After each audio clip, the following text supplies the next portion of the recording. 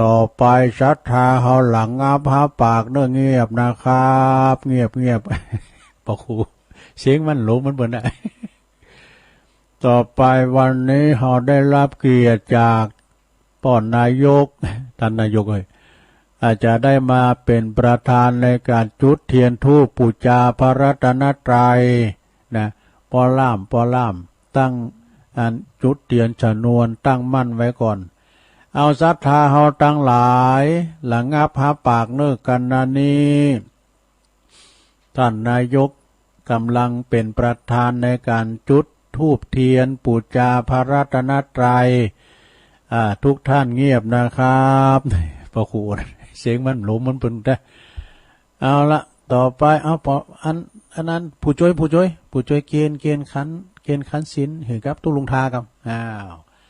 ตอนนี้ไปสถาญาโยมทั้งหลายเนาะ7 วันไหนเขาก็มาหับศีลในเตอหนึ่งอันนี้ก็สู่ท่านผู้ฟังที่อยู่ตั้งบ้านตั้งจองไปวัดไปวัดใดเอาหับศีลไปก่อนนะหับศีล5ไปก่อน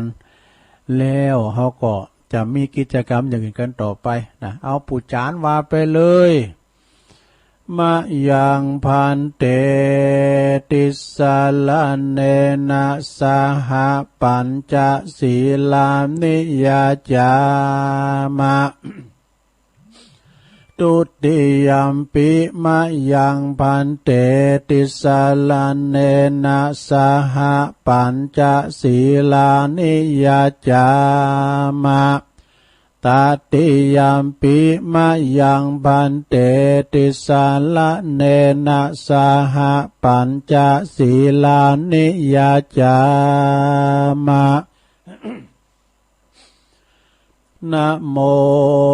ตัสสะภะคะวะโตอะระหะโตสัมมาสัมพุทธัสสะนะโมตัสสะภะคะวะโตอะระหะโตสัมมาสัมพุทธัสสะ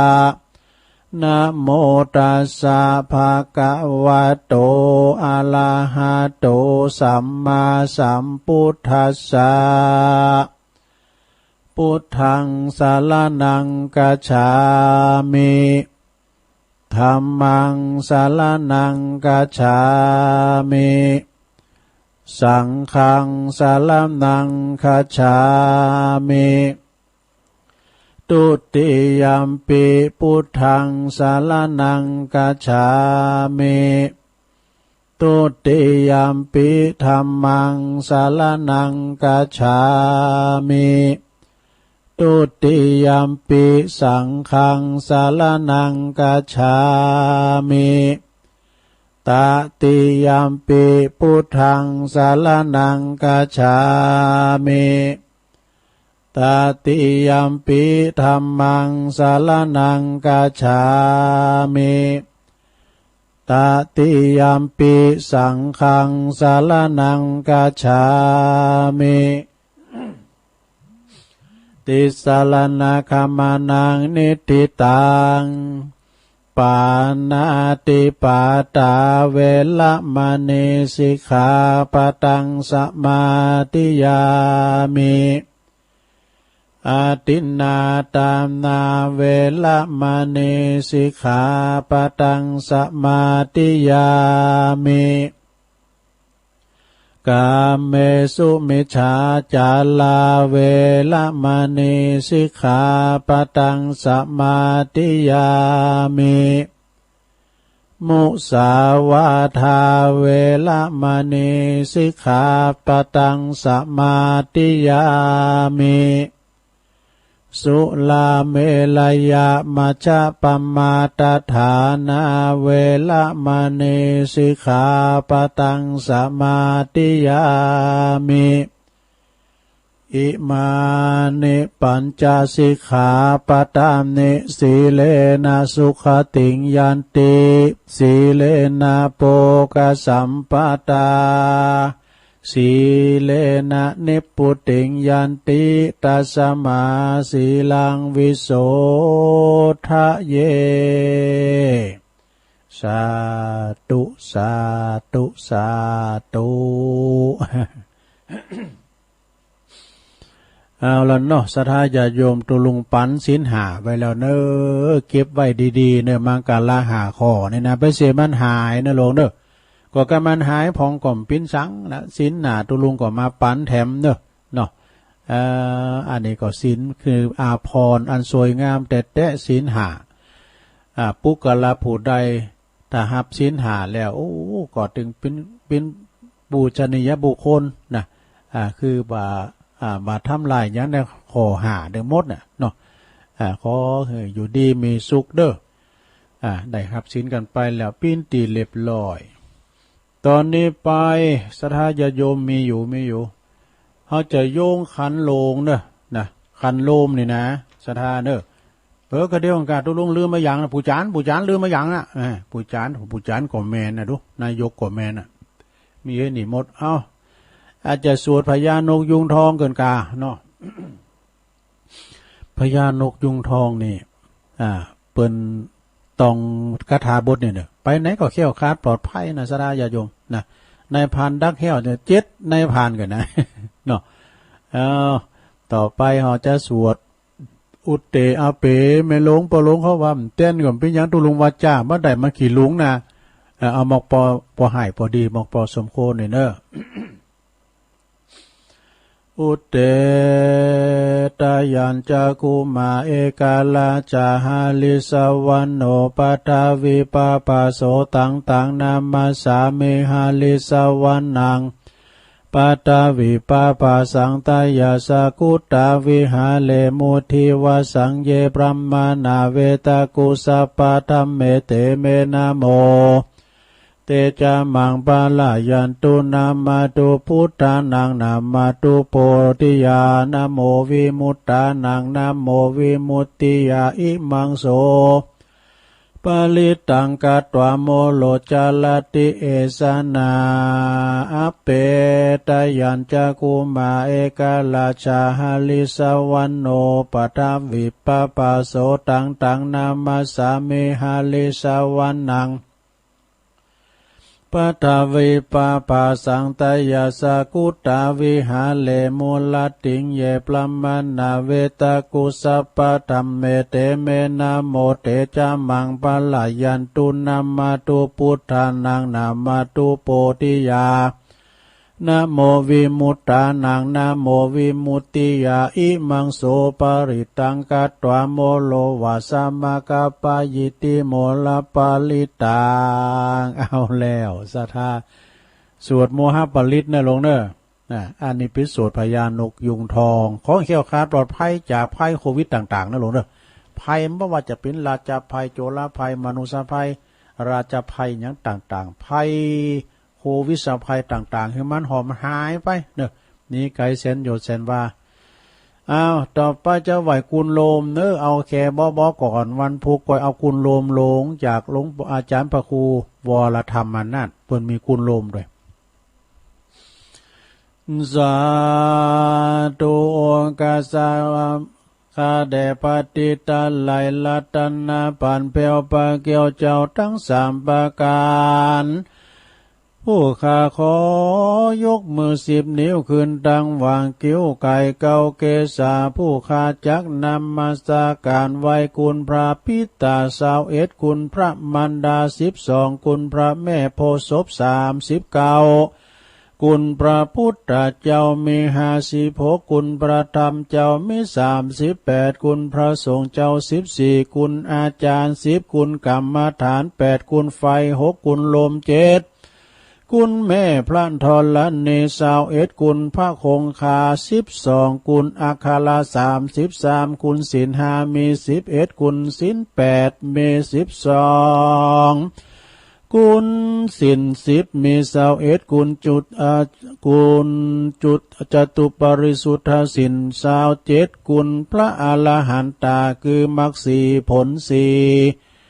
นิพพาน1รวมเป็น9กุลอาสาสะปัสสะสะ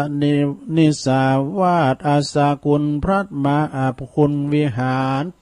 84,000 ลัง กุลพระมหาเจติยาเจ้า80,000ปันดวงผู้ข้าขออาราธนาพระคุณเจ้าทั้งหลายเหล่านี้จงมาเป็นสอยประดับสำรับกายอันประเสริฐเมื่อผู้ข้าทั้งหลายได้จับจิตได้ดับจิตเสียงชีวิตไปสังขารไปปีใดเดือนใดวันใดยามใดคืนใดดังอันก็ดีขออาราธนาคุณเจ้าทั้งหลายพระคุณเจ้าทั้งหลายจงมาเปิดประตูพระนิพพานคือเวียงแก้วแก่ผู้ข้าทั้งหลายแด่เธอนิพพานะปัจจโยโอนตุโนนิจังนิพพานังปาละมังสุขังเอาแล้วศรัทธา ไหวกุลโลมแบบยอเนอะพุกก็เอาติ้มสูตรของอาจารย์พระครูวรธรรมนาถนะ ตอนนี้ไปก็แผ่เมตตากันนุสธาเนอะแผ่เมตตาเด้อแผ่ก่อนที่จะแผ่หือเปิ้นก็แผ่หือตัวเก่าไว้ก่อนนะมีหนังสือแล้วสิ้นแล้วนี่สหามปะนะต่อไปแผ่เมตตาหือตนเองเด้อศรัทธาเด้อเฮามีเมตตาแล้วก็ไผจะเฮาจะไปเมตตาอย่างไผใดนะไฟในตัวแบบเฮาสูบบุหรี่เนาะสุมาเด้อเฮาดูดบุหรี่หันมาเบ้อแล้วเขาจี้ไฟร้อนเนี่ยเปิ้นก็ต่อบุหรี่ที่เฮาบ่น่ะเฮามีไฟบ่ไม่จี้ได้ เนาะสิกะอ้าวว่าพร้อมกันไปเลยอันนี้เป็นการแผ่เมตตาให้ตนเองให้กันเด้อ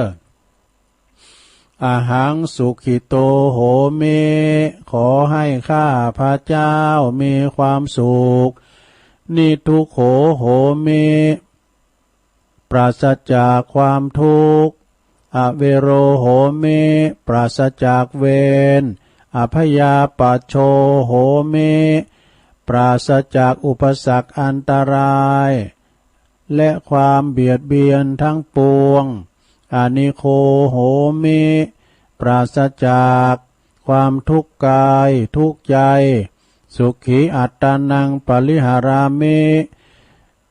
ขอให้ข้าพเจ้ามีความสุขกายสุขใจรักษาตนให้พ้นจากทุกภัยทั้งสิ้นเทิน อันนี้ทำสัมบับนี่นะลงนะก็ถูกก็หาเนาะอันนี้มันเป็นหนังสือแจกเปิ้นนะสวดบนก่อนนอนนี่ ถ้าว่าไผอันมันผิดแผกแตกต่างไปก็สุมาในลงเด้ออันนี้เอาสัมบับเปิ้นว่านะต่อไปจะแผ่เมตตาให้กับสัมภสัตว์ทั้งหลายนะลงเด้อแผ่เมตตาเวลาเป็นว่าเจ้ากรรมในเวรนี่ก็ตามนะลงนะเจ้ากรรมในเวรนะมันมีหลายอย่างนะเปิ้นว่าเนี่ยครูบาเปิ้นว่าเจ้ากรรมในเวรมาทุกรูปแบบเด้อเพราะว่าจะเป็นสัตว์ร้ายงูเงี้ยวเขียวคอเป็นหมาก็ดีมันมาโคบเฮาเนาะชักเข็บแมงป่องหยังต่างๆก็เป็นเจ้ากรรมในเวรเฮาอ่ะเนี่ยไปมปอก็ยังเป็นคุ้นก็แม่นมันจะทำลายพยาบาทปองไล่เฮานะบ่ว่าจะเป็นพูดผีปีศาจต่างๆเนี่ยเป็นเจ้ากรรมในเวรเฮาหมดแน่บ่ว่าจะเป็นสัตว์สิงหิ่งห้อยเป็ดหมูกาไก่หยังต่างๆที่เฮากินจิ้นกินเนื้อเพิ่นน่ะเฮากินจิ้นกินเนื้อเปิ้นเอากระดูกกองนี่โถมโหเฮาก็แล้วนะสัตว์เหล่านั้นนะที่มันตายไปนะเฮากินจิ้นกินเนื้อไปการเราทำบุญอุทิศไปหาเจ้ากรรมในเวรเนี่ยเขาจะขอดกรรมกระทำเวรเฮาว่าลงนะทำไปจนทุกภพทุกชาติเจ้ากรรมในเวรเนาะเอาละเนาะศรัทธาเอาจะได้แผ่พายย้ายบุญไปหาสัมปสัตว์ทั้งหลายเด้อเฮาจะได้แผ่เมตตานะสัพเพสัตตาสัตว์ทั้งหลายที่เป็นเพื่อนทุกข์เกิดแก่เจ็บตายด้วยกันทั้งหมดทั้งสิ้นอเวราโหนตุจงเป็นสุขเถิดอย่าได้มีเวรต่อกันและกันเลยอภัยาปัชชาโหนตุจงเป็นสุขเถิดอย่าได้พยาบาทเบียดเบียนซึ่งกันและกันเลยอนิคาโหนตุจงเป็นสุขเถิดอย่าได้มีความทุกข์กายทุกข์ใจเลยสุขีอัตตานังปริหารันตุจงมีความสุขกายสุขใจ รักษาตนให้พ้นจากทุกภัยทั้งหมดทั้งสิ้นเถิดสาธุ อันนี้ก็จบลงไปแผ่เมตตาให้เขาเจ้าทั้งหลายได้แล้วลงเนอะแผ่ไปแล้วแผ่ไปให้เขาเจ้าทั้งหลายเพิ่นมีทำบุญนะไม่แม้เนี่ยอันนั้นเนี่ยมันมีไหนมุ่นน่ะไปสอหามป้าตัวไปสอหามเจ้ายิ้มเกมไว้ลืมไปจบลงไปสถากิจกรรมต่างๆเนอะสถาเนาะตอนนี้ไปก็จะเข้าสู่การเตะธรรมแล้วกันเนี่ยเนาะโอ้พอจะครบชั่วโมงทำ10 นาทีอะดูเตะธรรมแต่ก็เหมือนเก่าอะตุลุงโลดรับตัดตอนพองเนี่ยนะมันก็ป้อยาวเก่าละทำผ่านสังกานี่นะก็เจ้าภาพก็เจริญปอนขอบคุณกับปีนานผลยวงคำปีนานผลเนี่ยสวนเปิ้นอยู่เนี่ยดอยหล่อเนี่ยนะบ้านสวนดอยหล่อบ้านเดิมเปิ้นอยู่บ้านตาจำปีนะลูกศิษย์ของครูบาเจ้านะครูบาเจ้าตาจำปีครูบาดวงดีนะสันปะตองพุ่นนะเปิ้นก็พร้อมญาติพี่น้องของเปิ้นเนอะเป็นเจ้าภาพการเตดในวันนี้เปิดอุทิศบุญกุศลแผ่พายย้ายบุญไปหาแม่อุยยอดยวงคำซึ่งเป็นแม่ของเปิ้นเนี่ยนะว่าเนี่ยเปิ้นเอาตาล100 วันแล้วว่าเปิ้นพดมาเนี่ยเปิ้นถวายเพลตุลุงด้วยแล้วก็ได้ขอนิมนต์ตุลุงเตธรรมก่อนพี่ยังนะแล้วก็แถมศรัทธาหนึ่งเราก็มามีปอสมศักดิ์แม่เพนขาวเตี้ยบ้านตาจ้างน้องหล่องนะเวงน้องหล่องเปิ้นทำบุญอุทิศบุญกุศลไปหาป้าอุ้ยน้อยปั้นเธอก็ไปซับเปิ้นให้ตุลุงป้าอุ้ยน้อยเงินนี่ก็มีวางเปิ้นป้าอุ้ยน้อยปั้นไม่อุ้ยเงินเนอะจีนาอิตีเปิ้นหลวงรับดับขันไปสู่ปาลาโลกไปหนาแล้วก็มีนายอเนกชัยกาวินอุทิศบุญกุศลไปหาคุณพ่อสอนชัยกาวินด้วยนะที่หลวงรับดับขันไปแล้วก็พร้อมถึงหลวงถึงหลายหลวงเนอะพิจารณาถึงหมู่ถึงหลวงถึงหลายนะพิจารณานะแต่ต้านไปหาไผก็น้อมจิตน้อมใจระลึกกึดถึงหน้าปอหน้าแม่หน้าอุ้ยหน้าปอหลวงแม่หลวงเฮาที่เปิ้นมีอุปการะคุณแก่เฮามาโอ้เปิ้นลุ่มหายแต่ละก็ฝากเข้าของสมบัตินะเปิ้นเป็นมรดกถอดปดโตก็การเปิ้นยกเอาสวนลำไยเฮาในปุถุกะเฮาขายได้300,000 400,000บ่ได้ขี่วิโก้มันคือถึงเปิ้นโดก็ตานะเปิ้นเนาะเด้ออันนี้ก็สมมุติว่าเฮาตานทำให้เปิ้นนี่นะถึงหลวงถึงหลายเด้อคือถึงหน้าปอหน้าแม่เด้อเอาพ่อจานนานค่ำพ่อจานนานค่ำมีไหนนานค่ำไหนนานค่ำพุ่นบรรลุตาสันบรรลุ เพราะนั้นค่ำนี่เป็นอยู่ปุ่นเป็นจานวัดสันติวนารามวันนั้นเป็นมาสูงตุลุง เอาราธนาธรรมเกินพ่อจานนิปานังเยนากะลังลัมมังเยนากะใสยังปันนิโตตังโนมากังอุติชิตงธรรมามุตตามังปัจจังอาลาธานังกะโลมา นั่งอยู่นี่ในพ่อจานไปเมื่อไหนเนอะก็ได้ถึงขึ้นสุมาโคตานนะ เอาฟังธรรมนะลงเนอะฟังไปก่อนลาไปเนอะ นะโมตัสสะภะคะวะโตอะระหะโตสัมมาสัมพุทธัสสะอิมังธัมมาเตสานังสัทธาสาวัตติยังวิหาลันโตอัลลัมปะกะเทศิสาทะโวดุราสะปุลิสาตั้งหลายตั้งยิ่งใจหนุ่มเทาอันปะกันเข้ามาสู่สถานเพื่อกระทำการบุญทานญาตินามอุติสะพร่ำไปหาผู้หมอหลานนามวยมอดขอเฮินนาบุญอันนี้ไปรอดถึงเลววายดังเราจักไขบอกเราตามดังนักปราชญ์เจ้าเทศนามาบัดนี้แหละนาสัทธา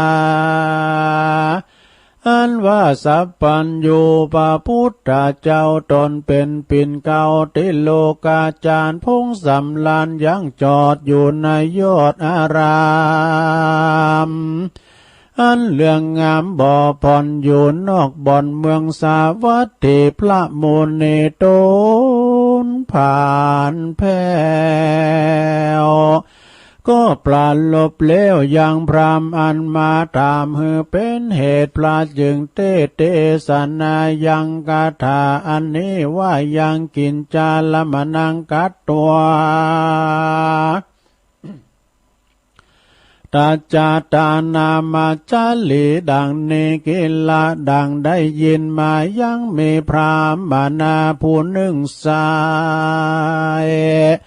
อยู่นอกเมืองใหญ่สาวัตถีใต้ปูลีเมืองกวางมีชื่ออ้างว่าจานุโสนีเขาของมีนักโสด80 โกฏเป็นไม้มีใจผายแผ่กว้างหู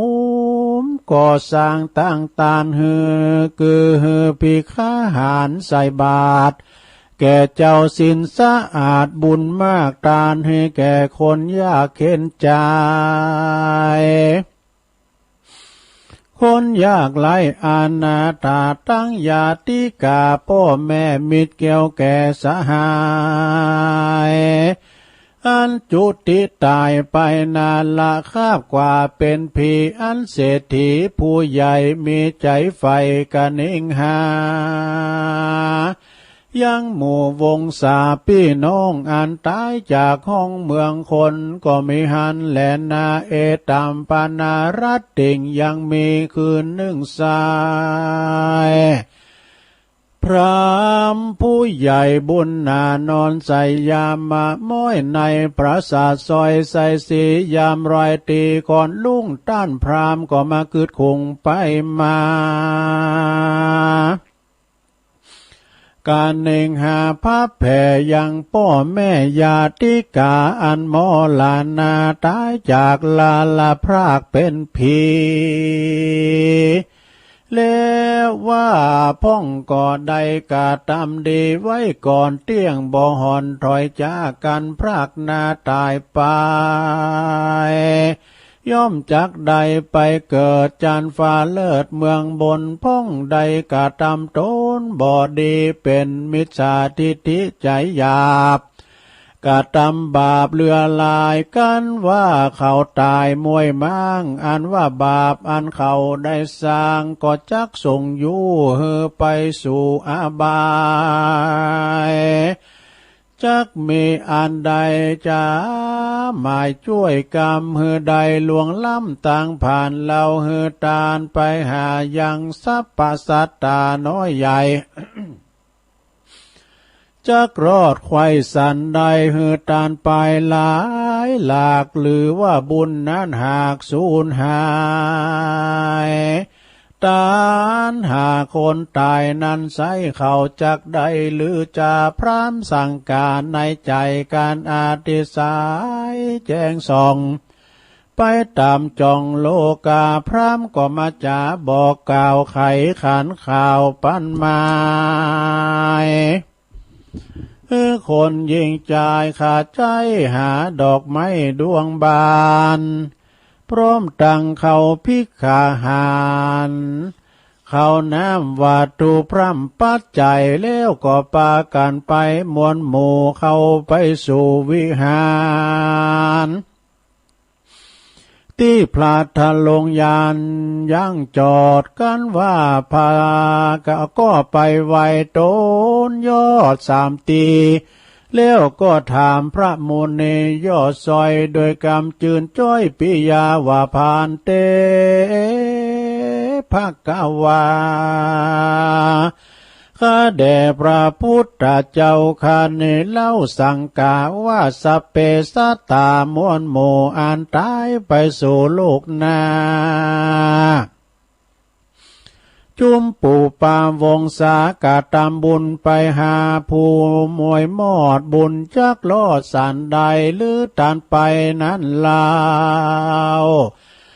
ได้สูญเปล่าด้อมได้บุญนั้นหายกว่าจอยขอพระยอดซอยบุญนาเตสนาเก่าแก่หือหายแก่สั่งสงสัยแด่เตอ อัตตโคภะคะวาเตสังวจนังสุตตาในกาลนั้นใส่พระที่ไว้ตนงามกันว่าพรหมผู้เฒ่ามาต้านเราพุชาพระสัทธาโตนผ่านแผ่วก็จึงไขข้าอุบแก้วเทศนากล่าวเป็นคาถาแล้วว่าสัพเพสัตตาอันว่าเปรตทั้งหลายนั้นนาม้วนหมู่ยามเมื่อเขาอยู่เมืองโคนกาตามตนบ่ดีกายกรรมมีบ่ชอบวจีกรรมด่าตอบล่วงลายมโนกรรมร้ายใจบาปบ่สุภาพตามธรรมบ่มีศีลจำกับตนบุญกุศลน้อยใหญ่บ่หนใดกะตามเตี้ยวต่างดำจะใจก็จักใดไปสู่เสวยกรรมอยู่ตามมีกรรมเวรหนีเสียงขาดบุญกุศลจึงมาป้าต่อตามไปจักนำคืนสู่ยังที่อยู่สถานได้สำลานจื่นจอยบอดตำก้อยมองขีของได้ดีม้วนหมู่อันมีอยู่โลกาคนหมอลานากลาพลากบ่อาจจักลากลาด้วยไปเว้นแต่โมตนาไมหยาดน้ำ เว้นแต่โมตมานาไม่หยาดนามกันว่าบุญเขามีล้ำเหลือลายก็จักใดผ่านผายไปเกิดจันฟ้าเลิศไปบนหรือเอาตนไปสู่ยังที่อยู่ในละปานนั่นแลดูลาท่านพรามผู้ใหญ่มีใจใฝ่คุณนายังวงศาพ่อแม่มิตรเกี่ยวแก่สหายคาม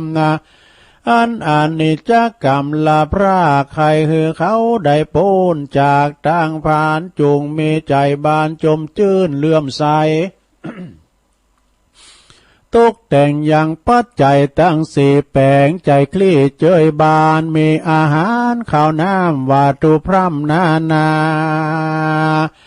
แล้วก็นำมาถวายแก่เจ้าปีคู่ต่างหลายน้อยใหญ่ตามใจใฝ่ศรัทธาแล้วก็อุทิศบุญไปหาผู้ตายคุณต่างหลายมากกว้างไผบ่อาจอังใครจะขายบ่มีสิ่งใดเพียบใดแลนนาเมื่อนั้นพระมนาผู้เฒ่าฟังพระเจ้าไขจาแก้ไขปัญหาหลายแหล่ก็หายแก่สังกาก็มีใจโสมนัสสาจมจื่นปีติตื่นเจยบานก็นามาสการก้มเก่าลาพระพุทธเจ้าขึ้นสู่ยังที่อยู่แห่งตนก็มีวันนั้นแหละนาเนติตังขียาสังวานานาวิเศษจาห้องเหตุการทำบุญไปหาผู้ล่วงลับผ่านสังกาก็บางกลมโสมเร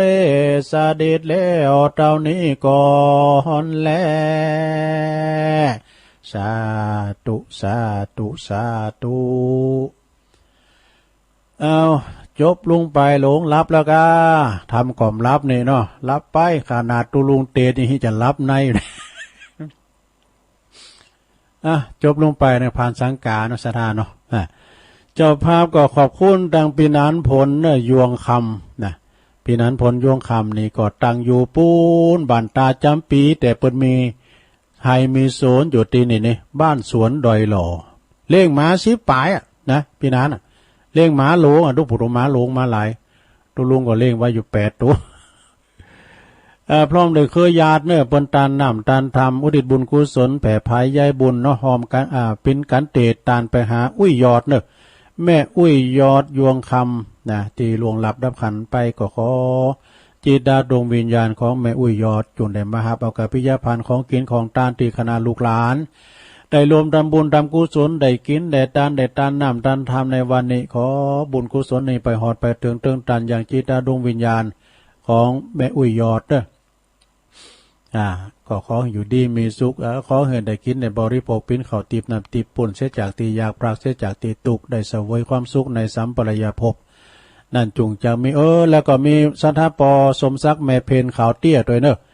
บานตาจ้างเวงน้องหล่องนี่เป็นจิตอาสานะสะพานบุญ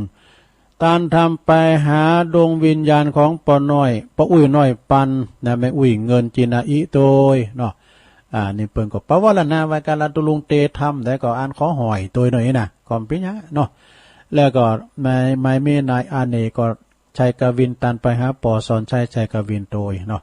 เอาปอนกันนี่เกิดเนอะศรัทธาเนอะปอนนี่เกิดปอนถึงลงถึงหลายนะปอนนี่เป็นสิ่งที่บริสุทธิ์พุทธผ่องเนอะขอปอนนี่ปกปักรักษาศรัทธาญาโยมทั้งหลายเขี่ยวขาดปลอดภัยเนอะอยู่โดยบุญโดยปอนเนาะยะถาวาลิวหาปุลาปาลิปุเรนติสากัลลังเอวะเมวะอิโตทินังเปตานังอุปกปติอิสิตังปฏิตังตุมหังคิปะเมวะสมิสตุสเปปุเรนตุสังกปาจันโทปนารโสยะถามณีโจติละโสยะถาภวะสัพปีติโยวิวัจจันตุสัพพะโลโกวินาศตุมาเตภวัตวันตรายโยสุขีติคายุโกภวะอภิวาตานาสีริสานิจังบุทธาปัจจายโนจัตตารโอธัมมาวัฏันติอายุวันโนสุขังปะลัง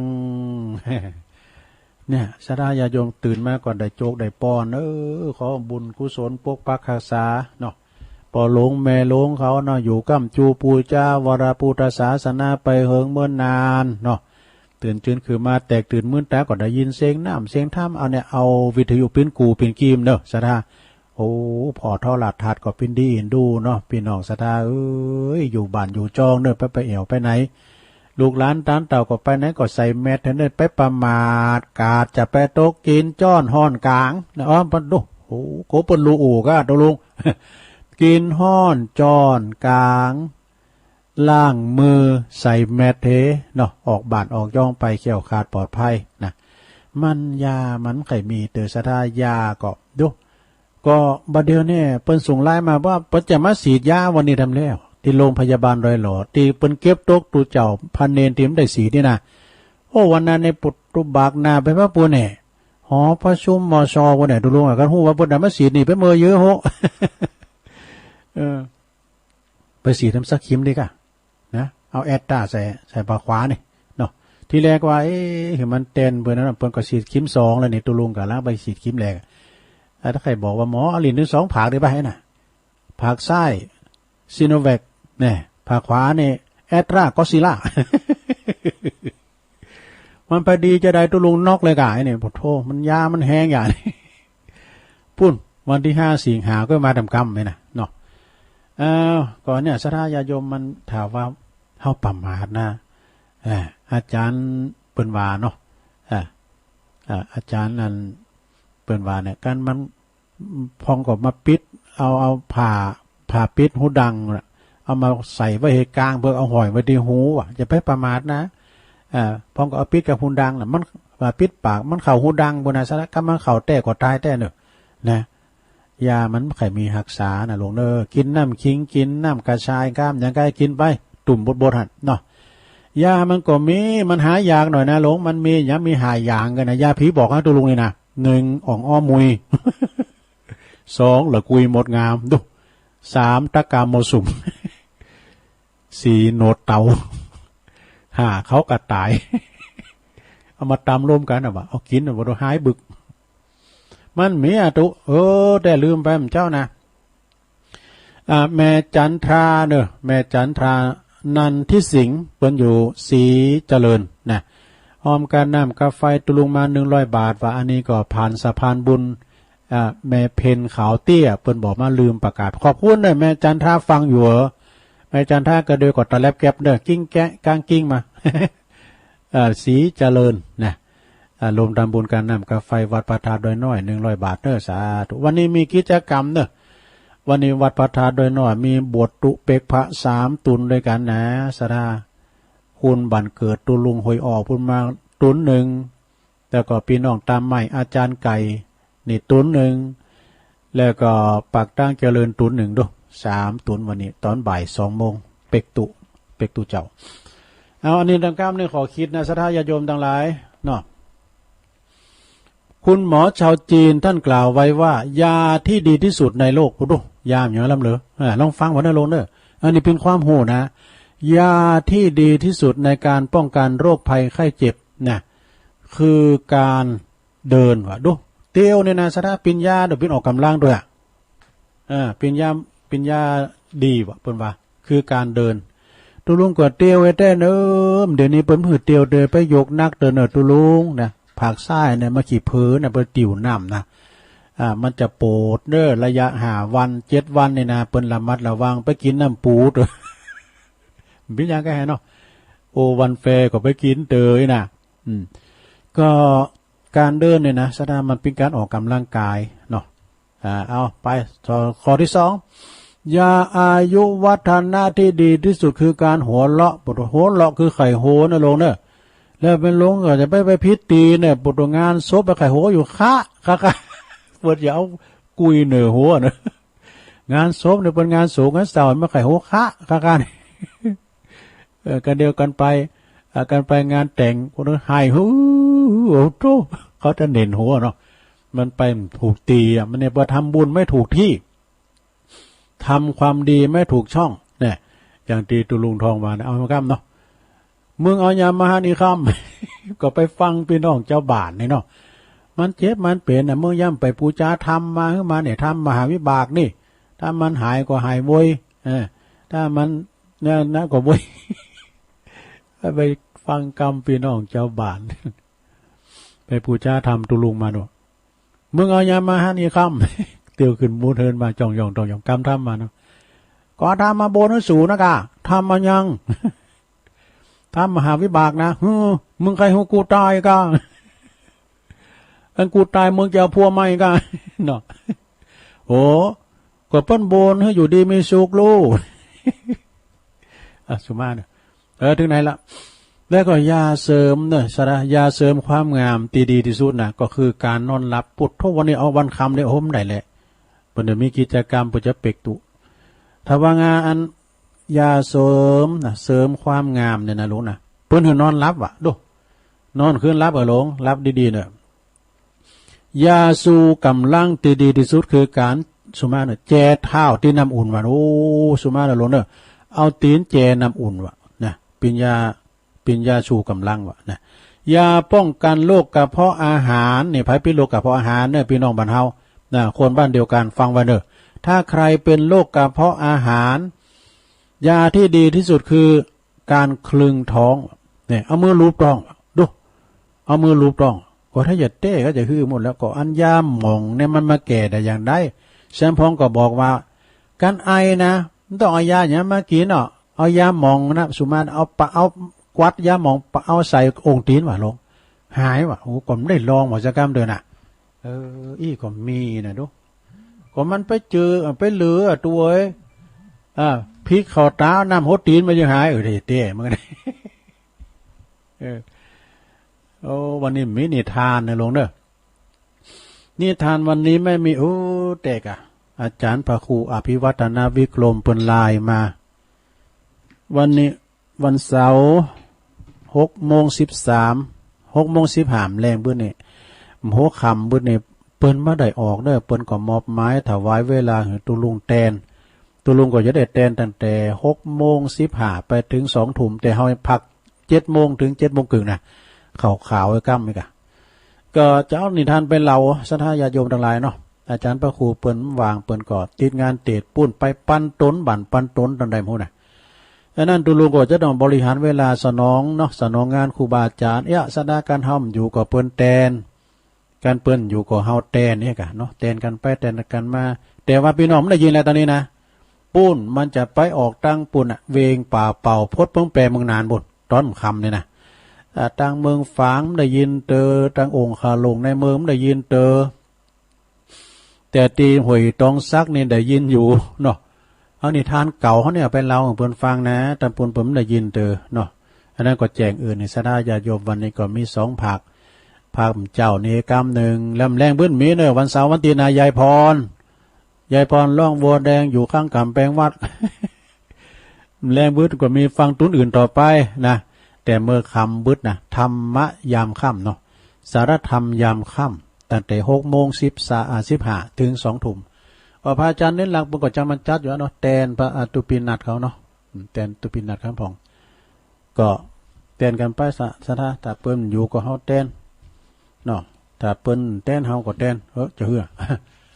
อันขอตักต่างหลายขอบคุณแม่แสงชุติวงศ์เนอแม่แสงเนอ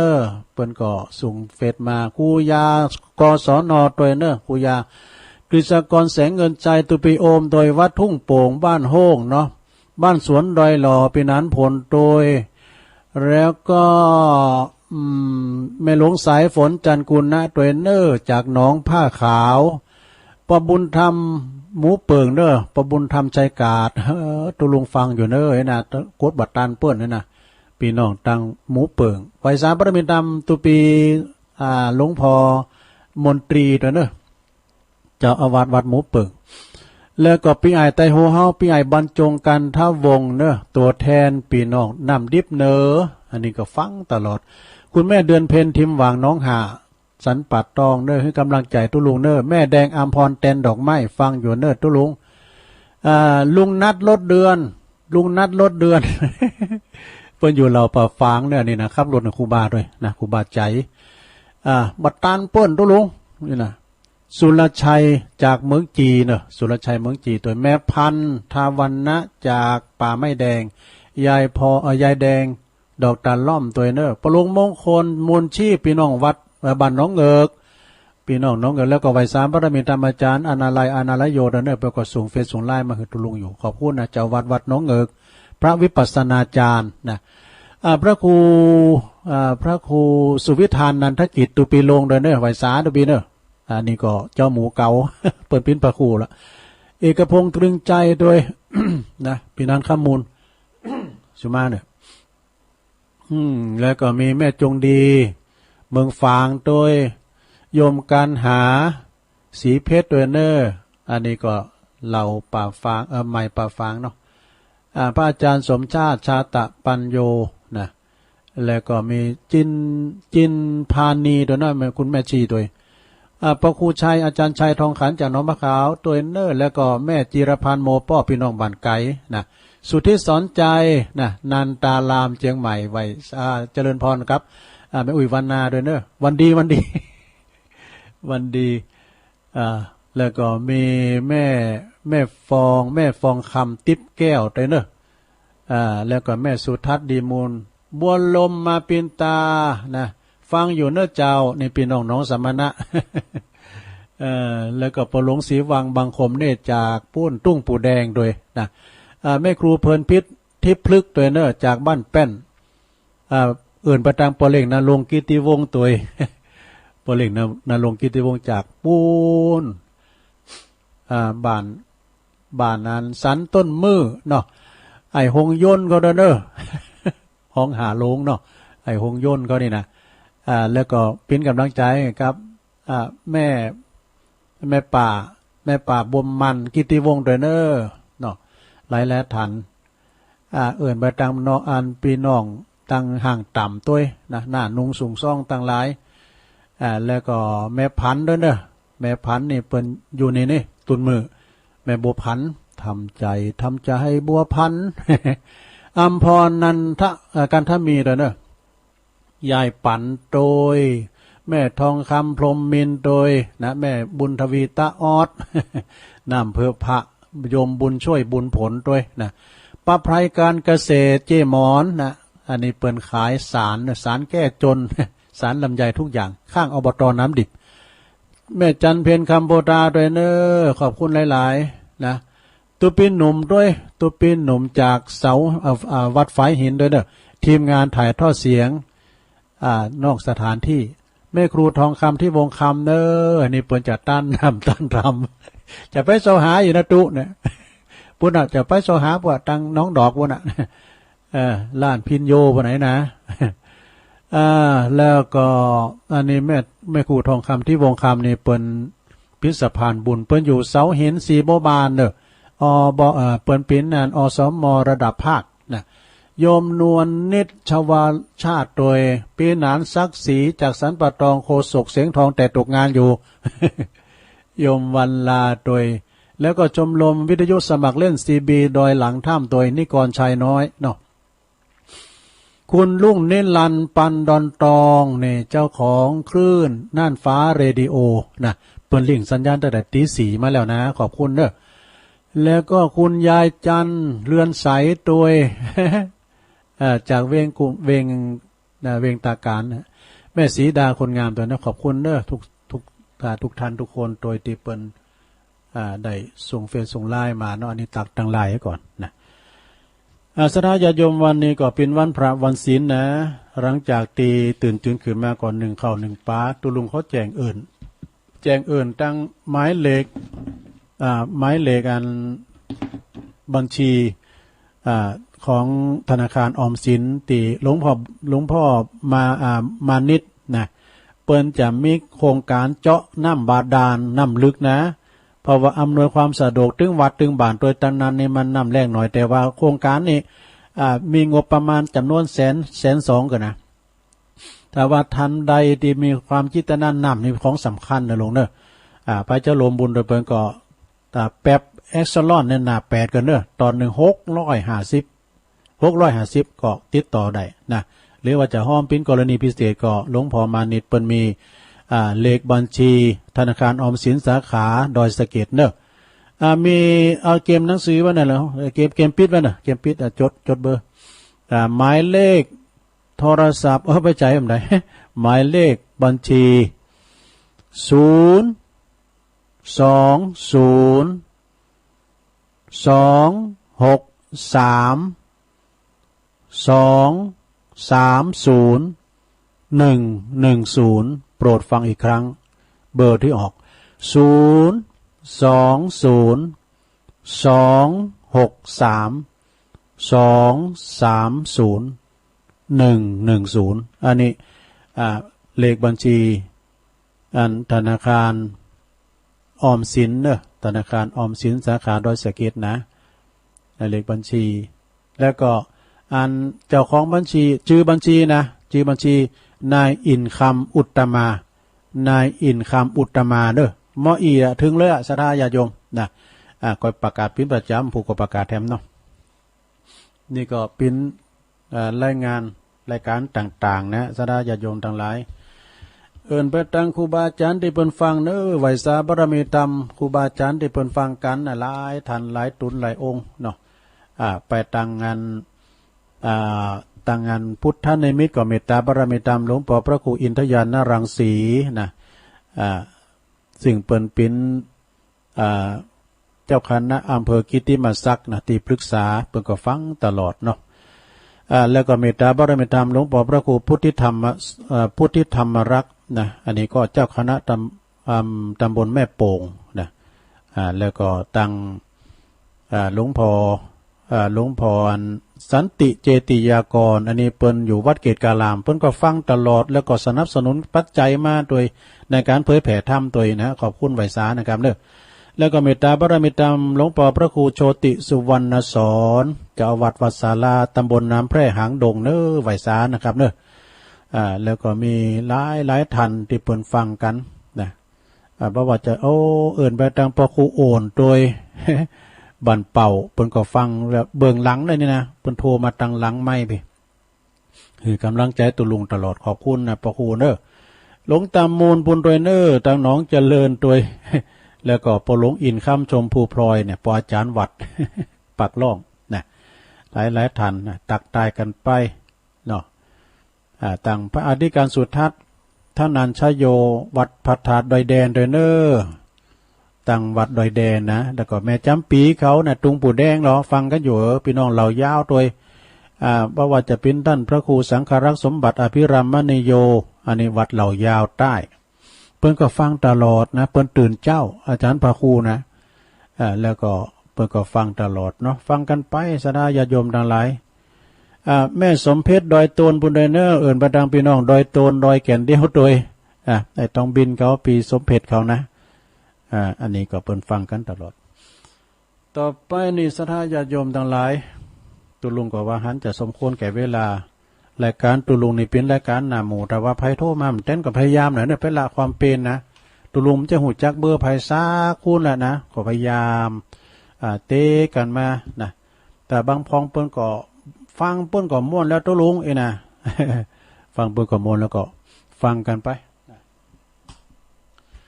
เอาสายแหลกก็เหมือนเดิมนะใหญ่หน่อยถึงเหมือนเดิมแต่เจริญปอนเจ้าไว้ซะเจ้าตุลุงยองวันนี้ขออนุญาตเอาก่อนไทยเขาที่ต่อท่านการนี้คุณถึงสมผู้ประชายองนะเจ้าเนาะขอขอบคุณอาจารย์ท่านนิพนธ์แรงบันดาลกำลังใจที่ชมมานานที่มีคนได้ชมมาก็นับว่ายังค่าน่ายินดีแต่บางคนก็บ่นว่าผู้ยาวไปตัดเอาเบอร์หนึ่งทุกวันนะขอรับรองไม่ผิดกติกาพอท่านว่าจะเปิดกดทันทีเลข10 ตัวตัดเอาเหลือ1 เลขให้เด็กๆเขาทำให้ได้เร็วนะกดเลขเดียวจะไม่เสียเวลารีบกดมาเอาเบอร์หนึ่งไม่เป็นไรยายจะต่อเบอร์อะไรก็ได้นะขอมานะอย่าท้อต่อให้ได้จะเบอร์หนึ่งเบอร์สุดท้ายไม่เป็นไรขอให้ได้ผู้ยองวันละกำเจ้ากำยองวันละกำนะเจ้าคำว่าขางเนาะอย่างที่ที่รู้ว่าขางเองนะเจ้าขางภาษาไทยแปลว่าเปิดนะเจ้าขางน้ำแปลว่าเปิดน้ำเจ้าไว้สาเจ้าสาธุสาธุขางเนาะขางน้ำสายต่อไปเจริญปอนอาจารย์เจ้าตุลุงอันนี้แม่พิมพ์เนาะเจ้าแม่พิมพ์ป่าเดชฟังเจ้าแล้วนี่ดียินดีแม่พิมพ์หลายๆเนอะเจ้าฝนตกบ่บ่มีเดินแจงแวนดาวติมฟ้าเจ้านี่มิมว่านะครับเจ้าสาธุเนาะแม่พิมพ์ป่าเดช0899555656เจริญปอนครับไว้สาครับตุลุงมาแล้วปอน้อยบุญปันพี่น้องฟังมาเจ้าแล้วเน้อกับนี่นะผมฟังตุลุงอยู่เน้อโอ้ดีละไว้พระตุลุงกับเจ้าอ่ะครับไว้สาตุลุงเน้อเป็นกำลังใจตุลุงเน้อขอบคุณปอน้อยหนักๆเน้อเสาหินฟางกลับไว้สาครับถ้าจะฟังตัวกันหานะเอาสายต่อไปเจริญปอนไว้สาเจ้าดวงเจ้าแม่จันทิพย์เกตกาลามเจ้าฟังเจ้าแล้วนั่นแม่จันทิพย์ฮะไม่ได้อวยพรเพื่อน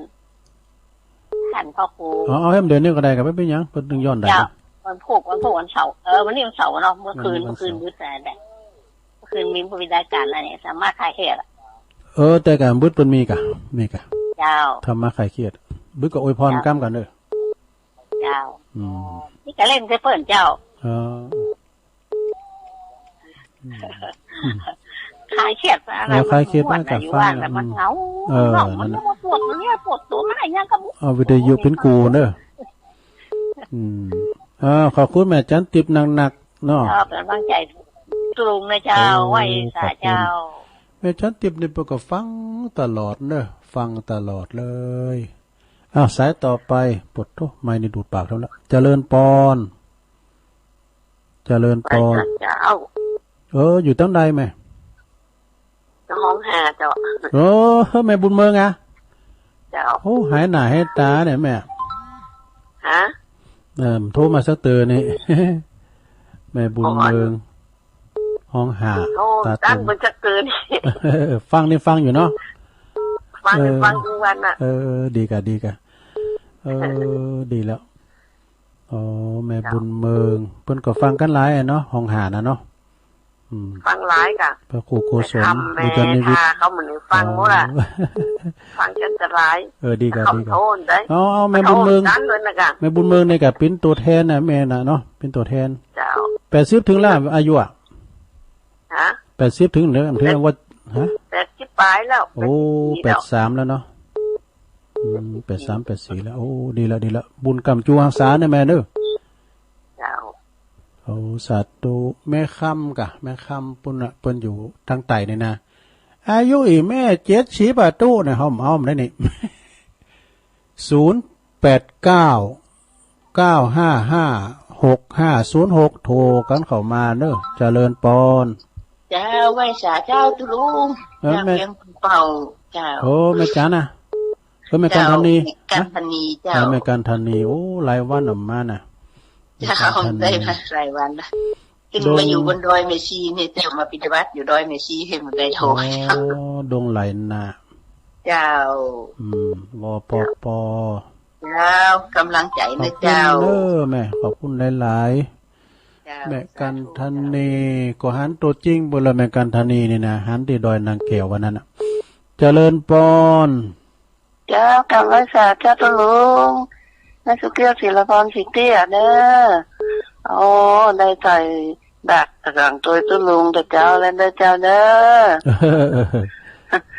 เอาบ้านเป็นวัดเด้อเจ้าโอ้ช่วงโควิดนี่นะโอ้ได้เอาบ้านเป็นวัดแนมทำคำสอนตึงเจ้าตึงแรงเด้อเจ้าตุลุงดีแล้วเจ้าเพิ่นฟังกันหลายนะเจ้าตุลุงโอ้กูหลังเงินเด้อแม่สุกแก้วเป็นตัวแทนหน่อยกันเจ้ายินดีเป็นตัวแทนนะเจ้าขอบคุณแม่สุกแก้วหลายๆเด้อเจ้าตัวเจ้าอันลุงโอนก็ว่าอันตุยา5อย่างนั่นนะให้แม่มีอย่างแล้วนะหยังเนาะอ่องอมุยไปนี่แล้วเจริญปอนแกไปสาเจ้าตุลุงอ๋ออันนี้แม่สีทอนเนาะแม่สีทอนน้องบัวชัยประการโอ้ดีกะน้องบัวชัยประการโอ้ฟังเจ้าแล้วเนาะเจ้าอ๋อดีกะกำลังใจนะตุลุงขอบคุณแม่สีทอนหลายๆเด้อเจ้าสาธุเจ้าชัยประการก็มาแล้วฟางก็มาแล้วยังไม่อายเด้อสายเหนือเฮานะยังไม่อายบ่เรื่องลงเจริญปอนกับพระเจ้าตุลุงว่าบ่โทรโอนได้เพิ่นโทรอันนี้แม่สายทองเนาะแม่สายทองกำลังใจตุลุงนะจ๊ะเพลงกโมน่ะเพลงกโมนะเพลงเก่าได้เพลงย้อนยุคหรอ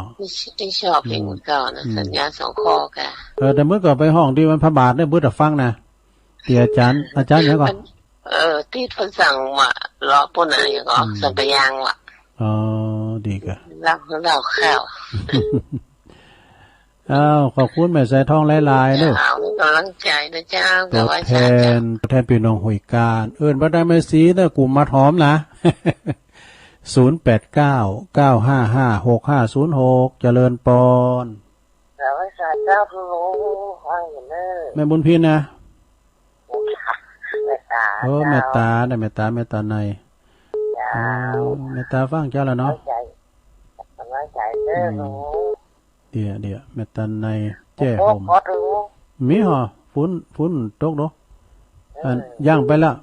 ขึ้นว่านี่ตกอ่ะขอบคุณแม่ตาเด้ออันนี้แจ้ห่มก็มาแล้วแม่ฟองฟังเยอะแม่ฟองละอเขาน่ะหลายท่านเนาะเจริญปอนไอ้สาเจ้าตุลุงแม่สีแม่สีปัญโยฟังตั้งแต่เจ้าเลยเจ้าดีกะแม่สีปัญโยนี่ปัญโยต้นพึ่งสารพีขอบทชาแบบนายสักบทได้กับเจ้ายาวกว่ากันเนาะยาวเนาะจะเอาธรรมะปัญญาสังฆะปัญญาขอความเจริญทุกข้าข้ามันเที่ยงนี้ก็มีอย่างหวั่นไหวขนึกในใจออกปากแค่คิดถึงคุณพระพุทธพระธรรมพระธาตุพระเจ้าทรงสามประการอยู่ที่มีมันมา8ไม่ค่าเสียบตับตาไม่ค่าแบบแม่เป็นใจไม่ค่าหนังไหวทำบุญนี่เจ้าเนื่อง ไหว้3 ครั้งนะเจ้าเนาะไม่ได้ลบหลู่แบบนี้เจ้าเนาะ เจ้า ทำนั้นก็แผ่เมตตาหยาดน้ำสาธุน้ำต้นน้อยค่ะต้นนี้ขอบคุณน้ำหยาดแม่ตาขอทุกอย่างตกเกิดดินนั้นพิเศษที่ต้องติดเนี่ยเขาหลังนี้ขอการสัจจะมีสีขวันมันขออย่างนี้น้ำหยาดกระตุกถึงใจขออย่างนี้น้ำหยาดกระตุกหายไปเนี่ยขอน้ำหยาดข้าขึ้นสู่สวรรค์ชั้นฟ้าอย่างแก้วและฟ้าวิมานจริงทำนั้นก็เกิดจากนั้นเจ้าเนอสาธุเจ้าโอ้ดีแล้วขอบคุณแม่ซีเนอเจ้าโอ้น่าจะติดต่อใจเจ้าเนอสาธุกำลังใจทุกท่านต้องเจ้าเนอโอ้เป็นพระครูหน่อยแล้วพอดี แม่สีปัญโยพี่น้องกับอาจารย์เกษมปัญโยห้วยปัญจอยเปิ้นอยู่สารพีต้นพึ่งเนาะอ้าวขอบคุณนะแม่สีเจริญปอนไปสาธุลุงโอ้ปอเล่งบุญตันมาแล้วโอ้ยกดจนได้เจ้าโอ้วันนี้มาเจ้ากะปอบุญตันป่าไล่ฟังตลอดนะท่านเนอตามยอด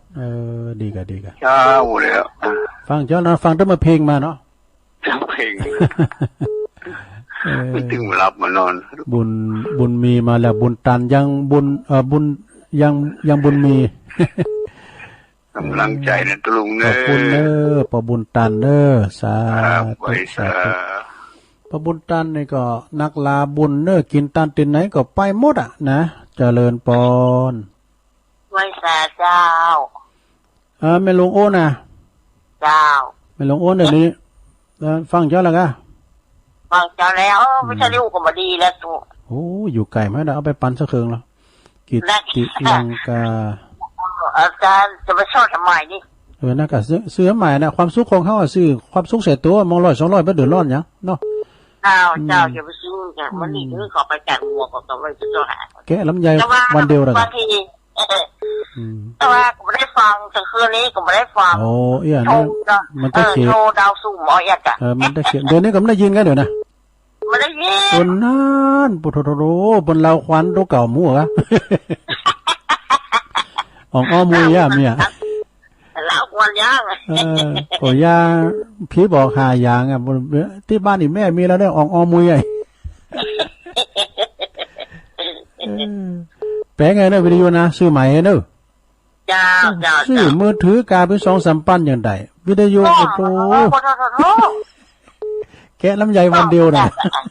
ฮะไม่ได้แกะลำไยกับไม่ได้แกะเขามาทุกแกะแล้วโต๊ะงานไหนแล้วโต๊ะงานหมดอะโต๊ะงานอ่ะโคโซก็โต๊ะงานอ่ะพี่นันศักดิ์ศรีอยู่ว่าตะกี้นี้มนโทรมาไม่มนว่าฟังเลยนะนั่นหรือมนนะพุทธนาลองเก่าด้วยนะพุทธนิมิตอ่ะมนอกมนใจเอ้าบึ้ดกับไปซื้อวิดีโอเนี่ยสาธุเอาใหม่เลยน้องตังหลงโอนเนาะเจริญปอนสาวเจ้าติ๊กเป็นพวกขี้หลอกกลมติ๊กนี่แม่อยู่ไหนตามปึกแม่อยู่ไหนแม่อยู่บ้านท่าเลยสายโอ้แม่ท่าเนาะแม่ท่าเนาะแม่ป่าโอ้แม่ป่าเนาะแม่ป่าหลายสายโอ้ไปพวกขี้หลอกติ๊กเด็กดีแล้วรอติดแล้วจ้าแม่ป้าก็ฟังเจ้าแล้วหลายสายเนาะอำเภอแม่ทาเนาะเดี๋ยวปนนั้นค่ำปอตุเจ้าจะโทรมาได้ปะอันนั้นดอนใจฝนตกก็ต้องว่าไม่ตกหรอมีกระดาวตกอ่ะมันรู้ดาวติมฟ้าตอนนี้ก็ตกแล้วทว่านั่นกะโอ้ผมว่าไปชั้นเพนเตียนวัดกู่แก้วนาคราชหลายปีเนี่ยปุ๊บโตในวัดในน้ำนองอ่ะฝนตกอ่ะมันน้ำนองปุ๊บโตน้ำเหลือมาพอในวัดน้ำฝนน้ำมันอ่ะนั่นแหละว่าแต่ว่านี่ตกกะวันนี้ตกดีกะยินดีแม่ปลาหลายๆเด้อแม่ปลาหลายสายอำเภอแม่ทาเนาะพวกโทรมาเด้อสาธุเข้ามาแถม0899555656เวลาตุลุงเปิ่นเลอะเจริญปอนครับนำประสาการครับตุลุงครับโอ้มาแล้ว มาละตะกี้ขอบคุณเนอะที่ประกาศอันในบัญชีเงินเนอะอันนี้จะเอาสั้นๆลงจะประกาศที่เพิ่นมาบริจาคกับว่าครับวันซื่น2-3เจ้าเนาะก็มีแม่อภารทาวนะ500 บาทแม่สีออนนายรุ่งโรจน์เตชาติ 1,000 บาทคนนานสุวรรณควงไม้มิ่งปะไม้แดงหมู่2 500 บาทแม่บัวซอนนั่นสันทนานนะฮะอันนั้น200 บาทแล้วก็มีอันสถานต่างบ้านที่บนโอนมาจากเข้าธนาคารแถมจากอันโดยน้อยพัฒนาเนี่ย650 บาทได้รับแล้วเนอะทุกอย่างทุกวันพัดน่าจะประกาศต่อแถมออตีอีกก่อนด้วยลุงเดี๋ยวบอกสถาจะมาว่าอะไรเด้อในวันศิลป์เนาะบอกสถาเนอะขอทยอยเข้ามาตั้งเข้ากับสาเนอะถ้ามาวัน15 ค่ำนั้นมันเอาเดือนสิงหาเนี่ยมันจะตุลุงตุนเดือนละสถาจะมานั่งพาเอาสีนกรมันจะเหมือนหน่อยทยอยกันมาเนอะสถาเนอะโมทนาบุญสาธุท่านที่ฟังทั้งหลายสาธุอยู่ดีมีสุขสาธุหลวงพ่อมานิดเนอเปิ้นเอาเหมือนวันนี้ก็เดือนศรัทธาจะขึ้นวัดรีวิทยุให้หน่อยเนอะแม่รีวิทยุให้หน่อยนึงถวายความเคารพอาจารย์มหาสมชาติเนาะทักทายยามเจ้าเนอะนิมนต์ครับนิมนต์เลยครับถวายความเคารพไว้สาธุลุงก็เป็นกำลังใจกันและกันก็ฟังธรรมกำมวลแต่เนาะคาถาก็บอกว่ามันเสียงเพิ่นดีแล้วเสียงยังแข็งแรงอยู่ครับก็ศรัทธาญาติโยมทั้งหลายเนาะบอกว่าได้จัดรายการในช่องเจ้าแล้วก็ในช่องกลางวันเดือน1ก็ปะกันครั้ง2ครั้งหลายคนก็โทรมาเด้อช่วงนี้ก็จะพยายามหาเน็ตที่มันอยู่ใกล้เคียงตอนนี้ก็ได้ติดโรงเรียนวิสุทธิวิทยากรในเมืองลำปางก็ถ้ามีรายการที่ครูบาอาจารย์เปิดให้เข้ารายการเนาะในช่วงวันพุธแล้วก็วันพฤหัสก็จะไปจัดเรียนวิสุทธิวิทยากรก่อนรอจนอินเทอร์เน็ตของอุทยานธรรมสุนทรมุนีพร้อมก็จะจัดที่นี่ตอนนี้การเตรียมงานในเรื่องที่จะปลูกพระเจ้า5 พระองค์ก็พร้อมละนะพร้อมวันนี้ก็จะได้เขียนได้จีของอีปอยอีแม่ที่จะใส่แผ่นสำหรับปักต้นไม้ก็จะทยอยปลูกไปเรื่อยๆเนอะก็แจ้งอีกครั้งหนึ่งเนาะสำหรับญาติโยมทั้งหลายที่ประสงค์จะเป็นเจ้าภาพต้นพระเจ้า5 พระองค์เนี่ยก็ตอนนี้ก็ถือว่าเยอะพอสมควรกว่าปลูกกวดตันฉะนั้นก็ขอกับพี่น้องว่าถ้าจะรวมสมทบในเรื่องของเป็นดินปลูกก็อย่างกะก็ยังพอจะรับได้อยู่เนาะตุลุงถวายความเคารพตุลุงเด้อกับศรัทธาญาติโยมทุกผู้ทุกท่านโดยเจริญพรไหวสาเด้อครับท่านพระอาจารย์สมชาติเดี๋ยวนี้เปิ้นสต็อปกันเนอสำหรับกาไม้นะเอาเป็นอย่างอื่นเนาะเนอกาสายแม่จงดีในหมื่นปลายกันเนี่ยขอบคุณท่านมหานะครับเนอะเจริญปอนเจริญปอนตีแล้วฮัลโหลเจริญแม่อยู่ไหนทองอย่าฮะทองสันป่าแดงจ้ะโอ้นานอู่นี่แม่ทองสันป่าแดงมาแล้วสันป่าแดงแม่ทองฟังเจ้าแล้วกะฟังเจ้าแล้วเนาะฟังแต่เจ้าแล้วครับ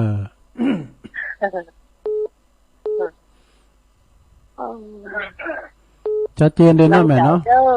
โอ้ขอบคุณแม่ทองหลายๆเนอะโอ้สาธุแม่ทองสันป่าแดงเนี่ยเพิ่นก็ฟังตลอดเนาะฟังกันไป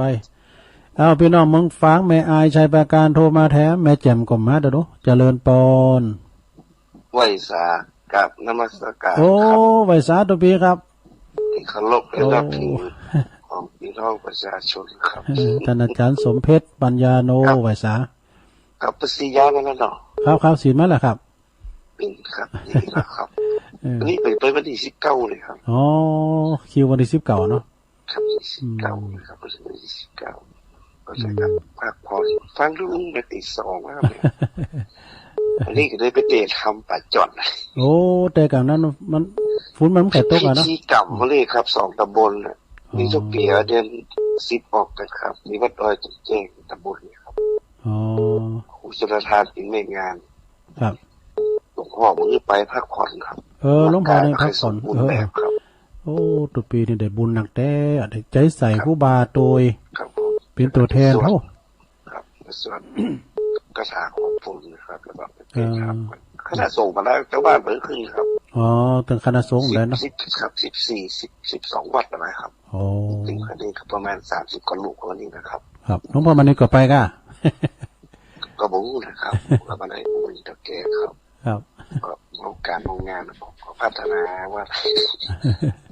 ปักให้ผมไปขอหินเลย50ลังหินปูนนะครับโอ้โบครับมาปรับปรุงสถานที่ว่าแก่ของหน้าเพิ่มเติมหลายอย่างครับ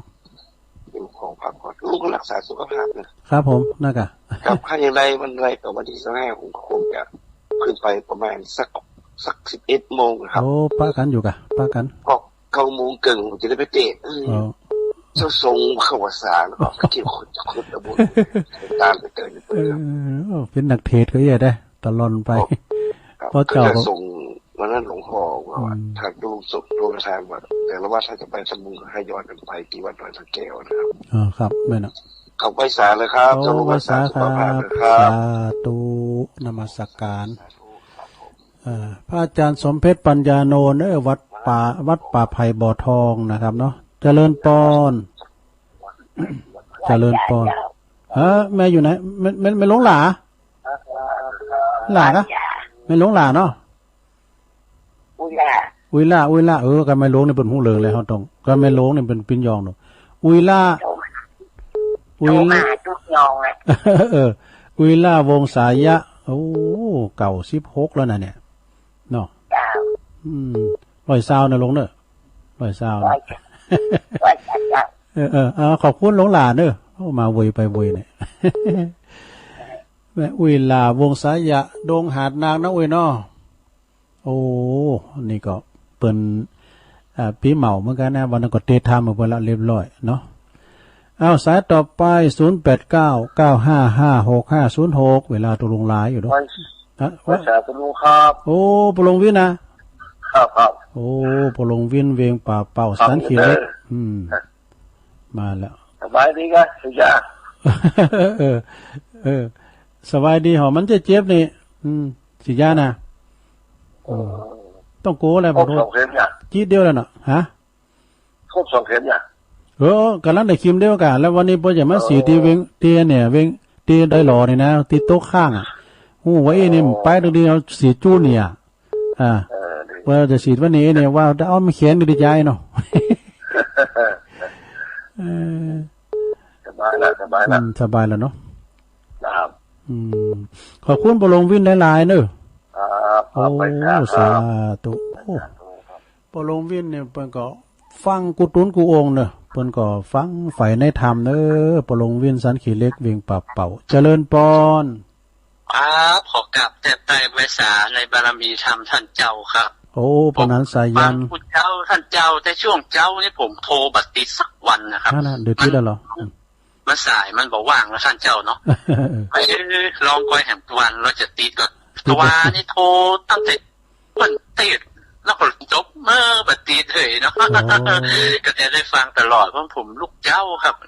เดี๋ยวก่อนยังกินยังเข้ายังละอ่อนเขานะวันนี้ได้ไปวัดอยู่ท่านเจ้าโอ้ได้ฟังธรรมกับม่วนดีท่านเจ้าเป็นปิติยินดีปราโมทย์ดีครับได้ฟังธรรมให้เจ้าเสียงป้อยดีเนาะท่านเจ้าเตะทำเมืองชัดถ้อยชัดคำเดียวฟังเข้าใจง่ายนะท่านพระพุทธเจ้าครับขอกราบแต่ใต้ไว้สาในบารมีธรรมท่านเจ้านะครับขอกราบไว้สาครับขอบคุณปนันหนักๆเด้อสาธุปนันสายยันเลยนะนักปราชญ์บัณฑิตปุ้นจากสารพีอย่างเนึงเนี่ยก็เดี๋ยวเพิ่นจะไปวัดแถมนะขอบคุณปนันเด้อเจริญปอนเจ้าไว้สาเจ้าตุลุงโอ้แม่ปานีก็หายไปหลายวันเด้อแม่ปราณีมณีจรได้กะฟังเพิ่นเนี่ยเจ้าเพิ่นนั้นอู้กันให้พ่อไงค่ะเจ้ามอแม่มาฮะไม่ใช่ว่าบ่ฟังนะตุลุงแต่ฟังที่ตนกูองค์นะเด้อถึงมาคืนถึงมาวันฟังกูวันกูตนกูองค์อะแล้วก็อันยังเต็มมาโทมได้อ่ะค่ะดีแล้วกันเจ้ากำลังใจตุลุงโอ้ขอบคุณแม่ปานีหลายๆเด้อเจ้า โอ้สาธุแม่ปานีปูนเพิ่นอยู่มอแม่เมาขี้เล็กปุ่นน่ะขอบคุณดังเจริญปอนปรารถนาดีไปดังปอเสียวเน้อปอเสียวชัยไปอยู่ไส้น้ำดิบน้อยนะโอ้แม่พันกะฟังอยู่นะเจ้าโอ้แม่พันเจ้าละเจ้าแม่พันป่าบุ้งป่าบุ้งเวงฟังอยู่เจ้าดีกะฟังได้สวดมนต์ได้ทุลุงกันสิโอ้ดีกะสวดมนต์เจ้าเราไม่สารโอ้ขอบคุณแม่พันหลายๆเน้อเจ้าสาธุเจ้าพอเสียวใช้เหล็กกันทาดงนิมิตน้ำดิบน้อยพอเสียวซับเขาด้วยนะเอาเจริญปอนกราบนมัสการครับผมอาจารย์นิพนธ์ไวสาครับอาจารย์จันทร์กับพอเนาะครับนี่ขอบคุณไม่น้อยเลยเด้อนี่ไม่น้อยไม่แดงมายังห้องไม่แดงรัตนาดอกกระหล่อมมายังยมที่สมัยเลยเด้อผ่านชีวิตมิ้นเม้นฉีกเช่นฝันเดี๋ยวจะบัน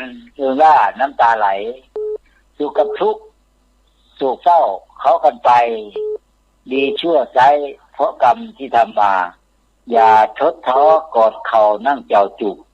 จงรีบลุกหมายมาตรปรารถนายืนหยัดอยู่สู้ฉลุกโชคชะตายากเกียรติคาดีเจ็ดครั้งอย่าฝังใจจากนมัสการครับผมโอ้ขอบคุณอาจารย์นิพนธ์มาเร็วไปเร็วแต่ได้ใจความเมื่อคำพูดก็ฟังดำเนินตุลุงได้เป็นตัวแทนนะอาจารย์ท่านพระครูอภิวัฒนวิกรมเนาะจะเอาเรานิทานเก่าทั้งเข้าเนี่ยนะเราสู่จู้กันฟังแต่พี่น้องต่างเวงป่าเป้าตัวยายพรเจริญพรยายพรบัดใจครับผมโอ้สุมาเด้อเจริญพรกล่าวไปซาครับปีครับมันสูญหายเหมือนกันนี่ฟังถึงวันนะครับตื่นมาจับเพลงอันนี้พอดีเขาคัดมันนะเจ็บปวดอะไรในเข่าน่ะได้กันโอ้แล้วก็อันลื่นลงฟังก็ติดรุดแต่โทรก็ดีแล้วมาเท่ากับติดแล้วก็ดีแล้วโทรดีเลยมันก็ใครอู่ก็เปิดมันกันคือว่าได้ฟังก็ตัวแทนโดก็เดี๋ยวคุณเฒ่าจะเดือดนะมากะโทรไปหาตุบินเห็นเขาโอ้มันฟังกันจริงทุกสาขาอาชีพจะสมัครเฮานะอ๋อแต่กะเมื่อว่าคุณบกดินสิงต่อเทบต่อรอไก่ตีมวยตัวรถคุดน่ะบอกก่อศาลาหน่อยนะทหารเก่าว่าอาชีพเก่าฟังหมดอ่ะเรือใหม่ก็มีเนาะเรือใหม่ก็มีเรือใหม่ก็เรือกูยังเรือตังเรือนอนมีหมดอ่ะดีแล้วมันมีเรื่องคุณเฒ่าว่าฟังนะตะก่อนหมูบักเก๋าหมูเนี่ยบกดินสินต่อเตบต่อรอไก่เนี่ยพุทธตีมวยตัวรถพุทธบอกก่อศาลาหน่อยน้ำทหารเก่าฟังหมดละนี่มันรายการหน้าหมูเนาะนั่นก็โอ้เป็นกำลังใจตัวปีเนอะขอบคุณเด้อสาธุไว้สาครับอันนี้ก็ตั้งพี่ไอ้ไตโหเฮาเด้อลื่อโลงโธ่เดี๋ยวขอบคุณหลายๆเอาด้านซ้ายน่ะสุดท้ายคุณลุงครับโอ้กิจกรกะตุพี่โอมครับผมโอ้ตุพี่โอมมาแล้วฟังชัดเจนดีครับคุณลุงครับโอ้ฟังชัดเจนเลยเนาะครับฟังคุณลุงตลอดนะครับโอ้ขอบคุณหลายๆเด้อตุพี่โอมเด้อว่าทุ่งโป่งเนาะสาธุโธ่โอ้ขอบคุณแต่สาธุอันนี้ก็ตูลูกตูหลานเด้อเปิ้นจะมาเป็นผ่านหน่อยมาละนี่นะแต่ตัวเปิ้นใหญ่เนอะขอบคุณตุปีโอมโดยก็ขอสินสู้ได้ตุปีโอมนี่กันเนาะเอาเวลาตุลุงจบพอดีอ่ะก็เดี๋ยวก็ฟังเสียงธรรมจากวัดจันทร์จากอาจารย์มหานิคมโดยเนาะตุลุงก็ขอโทษสายทำกรรมเนาะแรงบึ้ดคำบึ้ดปาการทำกรรมสายตั้งงานคืนสีขาวนะยายน้อยกาดนัดสายแหลกสายที่สองแม่พิมพ์ป่าแดดสายที่สามกับปอบุญปันปอหน่อยบุญปันมาโนคอนเสาหินเนอปอหน่อยเนอสายที่สี่ก็แม่จันติบเกตการามเนาะสายที่ห้าก็แม่บุญเมือง ไม่ลงบุญเมืองห้องหาปดตบ84แล้วนะปดเพิ่นก็ฟังตลอดโคตรมันเต้นเพิ่นน่ะสายที่6ก็แม่กันธนีดงหลายหน้าเวียงป่าเป้าเน้อแล้วก็สายที่7ก็แม่สุแก้วศรีลาพรตัวแทนพี่น้องสลิเตบ้านหงเด้อเพิ่นฟังกันหลายว่ะสายที่8ก็แม่ศรีทรหนองบัวชัยประการตัวแทนพี่น้องชัยประการเด้อสายที่9ก็แม่สายทองธัญแก้วจากห้วยการตัวแทนพี่น้องห้วยการเนาะสายที่10ก็แม่ตาแม่ตันในแจ้ห่มลำปางนะสายที่11ก็แม่ศรีปัญโยตุนพึ่งสารปี